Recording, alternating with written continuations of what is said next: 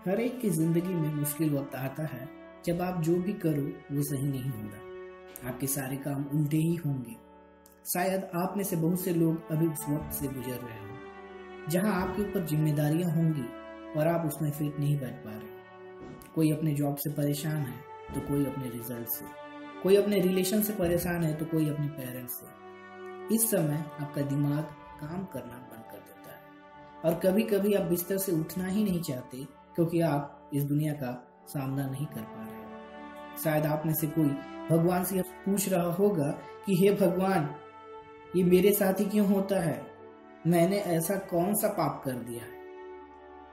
यहाँ एक बात समझने की है कि आप अपनी जिंदगी में सिर्फ एक ही चीज बदल सकते हो और अगर आपने उसमें सही बदलाव किया तो वह आपकी जिंदगी बदल सकती है और वह चीज है आपका एटीट्यूड। अगर आपने अपना एटीट्यूड बदल दिया तो सब कुछ बदल सकता है, क्योंकि आपका एटीट्यूड बनता है आपके थॉट्स, विचारों से, आपकी फीलिंग, भावनाओं से और आपके एक्शन, कर्मों से।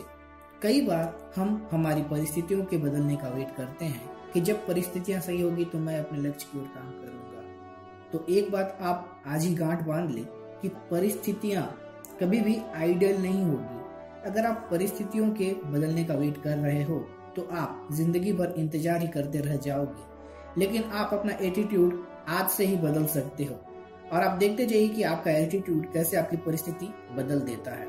आज मैं आपको बस्टर डगलस की कहानी सुनाता हूँ। बस्टर डगलस एक बॉक्सर है जिनके लाइफ में सब कुछ ठीक ठाक चल रहा था।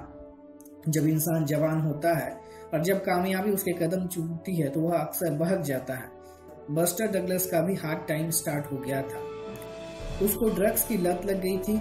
जब उनको ये लत लग गई तो वर्ल्ड बॉक्सिंग फेडरेशन ने उन्हें कोई भी नई फाइट देने से मना कर दिया। धीरे धीरे उनके फाइनेंशियल स्टेटस में फर्क पड़ने लगा। अब वो लग्जरी लाइफस्टाइल नहीं जी पा रहा था जिसे उसकी आदत थी। धीरे धीरे उसका समय और ड्रग्स लेने में जाता रहा। बस्टर डगलस को यह समझ में आ गया था कि उसकी लाइफ इसी तरह से नहीं चल सकती।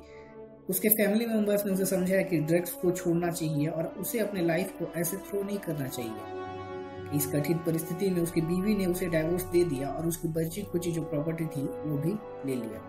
अब बस्टर डगलस को पता चल गया था कि उसका बुरा समय चल रहा है और उसे जल्द ही कुछ सख्त कदम उठाने पड़ेंगे, नहीं तो उसका नामो निशान मिट जाएगा। बस्टर डगलस ने परिस्थितियों के बदलने का इंतजार नहीं किया। जब उसे पता चल गया कि वह मुसीबत में है और उसके इस हालात का जिम्मेदार वह खुद है, तो उसने अपने आप को बदलने की सोची। इसके बाद वह ड्रग रिटेंशन सेंटर में गया और 8 महीने बाद जब उसने अपने लत पर काबू किया तो उसने बाहर आकर चैलेंज किया और फाइट की मांग की। तो किससे? Mike Tyson. उस समय Mike Tyson undefeated and undisputed world heavyweight champion था। अभी तक किसी ने माइक टायसन को हराया नहीं था। लोग बस्टर पर हंसते और कहते कि ड्रग्स ने इसे पागल बना दिया, क्योंकि माइक टायसन को चुनौती देकर इसने मौत को चुनौती दी। बस्टर के ऊपर इन सब बातों का कोई असर नहीं हुआ। वो अपनी मेहनत करता रहा। वो दिन रात रिंग में अभ्यास करता रहा और फाइट की ऑफिशियल डेट आ गई। फाइट होने के 23 दिन पहले बस्टर की माँ का निधन हो गया। अब देखिए, जब बुरा वक्त चलता है तो हर चीज बुरी होती है। बस्टर अंदर से टूट चुका था। एक तरफ अपनी माँ को खोने का गम और एक तरफ फाइट का प्रेशर।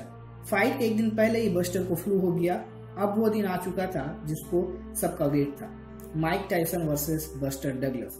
टोक्यो का वो स्टेडियम खचाखच भरा हुआ था। बस्टर और माइक आमने सामने थे। बेल बजती है और उधर माइक अपना हल्ला बोल देता है। माइक बस्टर के ऊपर मुक्कों की बारिश कर रहा था, कभी आगे से तो कभी पीछे से, कभी दाएं से तो कभी बाएं से। वहां पर क्लियरली दिख रहा था कि बस्टर रिंग में 3 राउंड तक भी नहीं चल पाएगा और माइक उसे नॉकआउट कर देगा। लेकिन अब बस्टर ने किसी तरह अपने आप को 8 राउंड तक बचा लिया।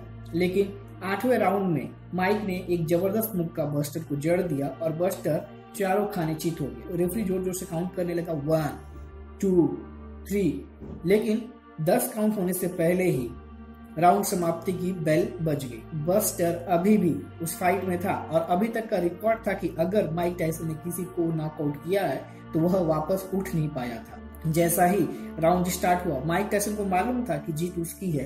वो बस्टर डगलस के ऊपर मुक्के बरसाते जा रहा था। बस्टर अपने आप को बचाने की कोशिश कर रहा था। तभी अचानक क्या हुआ, बस्टर माइक का मुकाबला करने लगा, कभी यहां से तो कभी वहां से। और तभी बस्टर ने माइक को ऐसा पंच मारा कि वो चारों खाने चित। दुनिया ने अभी कुछ ऐसा देखा था जो किसी ने सोचा नहीं था। माइक टायसन हार चुका था।